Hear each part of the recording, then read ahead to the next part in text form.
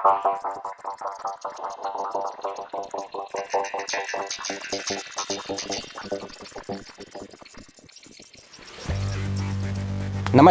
मैं कुमार और आप देख रहे हैं स्टार मिथिला। सहरसा फॉरबिसगंज रेलखंड, जिस रेलखंड पर जनवरी में ट्रेन की परिचालन होने वाली है।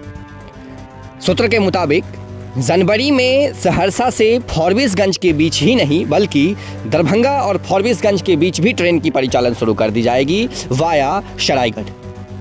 दरभंगा से इससे पहले भी ट्रेन की परिचालन होती रही है और अब जाकर के लगभग 14 वर्षों के बाद अगर देखा जाए तो न सिर्फ सहरसा बल्कि दरभंगा भी फॉरबिसगंज से जुड़ जाएगा, जिसको लेकर के इस रूट पर काफ़ी चहलकदमी जो है वो बढ़ी हुई है अधिकारियों की। लेकिन कहावत है चोर चोर मौसेरा भाई, सभी एक समान है, चाहे वो जीएम हो, डीआरएम हो या फिर कोई वरीय पदाधिकारी रेलवे के।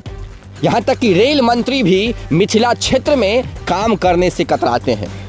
इस रूट में ही नहीं बल्कि संपूर्ण मिथिला भाग को पीछे धकेलने में कोई कसर नहीं छोड़े हुए हैं। कई सारी ऐसी रेल परियोजना है जो मिथिला क्षेत्र में लंबित है, अटकी पड़ी हुई है। कारण सिर्फ एक है, यहाँ के सांसद और विधायक और स्वयं रेल मंत्री सब के सब एक ही थाली के हैं। डीआरएम कटिहार लगातार फॉरबिसगंज जंक्शन आ रहे हैं, लगातार उनका निरीक्षण चल रहा है, दौरा चल रहा है। 23 नवंबर को इस रूट पर फॉरबिसगंज जंक्शन पर खास करके जीएम का आगमन भी हुआ था, जिसकी तस्वीर हम अपने मित्र चंदन जी की मदद से आपको दिखाए थे। फिर 23 दिसंबर को भी जीएम अंशुल गुप्ता का इस रूट पर निरीक्षण है। माना जा रहा है 23 दिसंबर को जीएम अंशुल गुप्ता घोषणा करेंगे जो आखिरकार फॉरबिसगंज से दरभंगा और सहरसा के लिए ट्रेन की परिचालन कब शुरू होगी।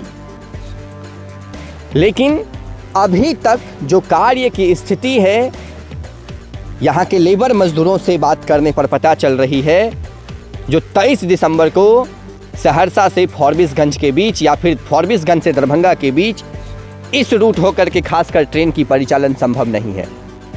23 दिसंबर से पहले ट्रैक लिंक होना संभव नहीं है।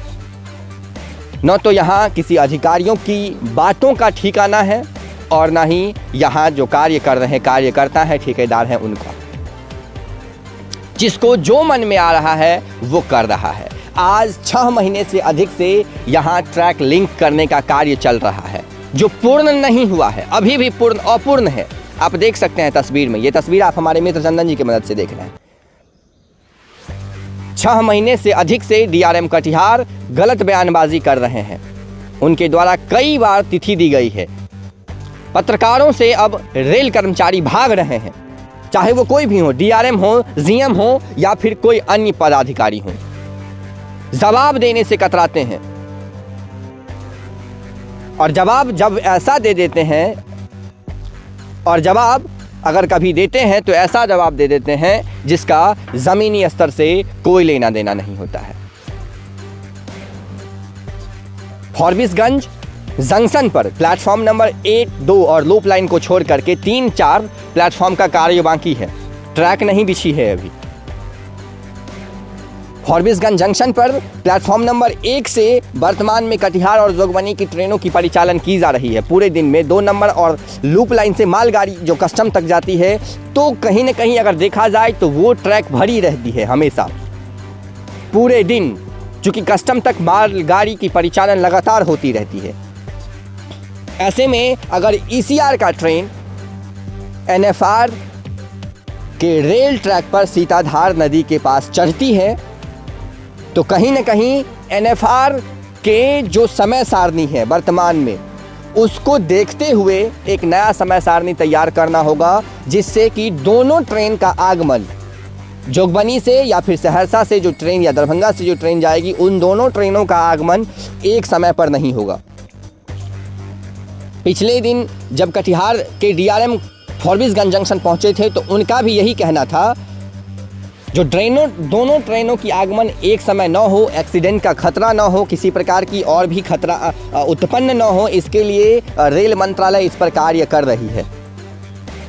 जल्द इस कार्य का जो है समापन होगा और उसके बाद ट्रेन की परिचालन होगी। मतलब जो अधिकारी आ रहे हैं अपने मन से अपनी मन की बयानबाजी करके जा रहे हैं,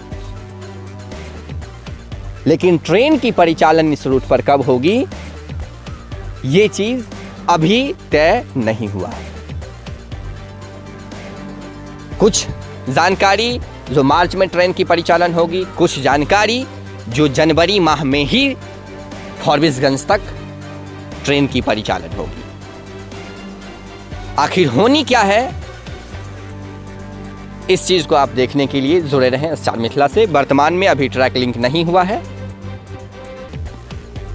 और न ही अभी ये तय हुआ है जो सहरसा से या दरभंगा से फॉरबिसगंज के बीच ट्रेन की परिचालन सरायगढ़ के रास्ते कब होगी। जुड़े रहें आप स्टार मिथिला से। हम अगले वीडियो के साथ बहुत जल्द हाजिर होंगे। धन्यवाद। आप देख रहे थे स्टार मिथिला।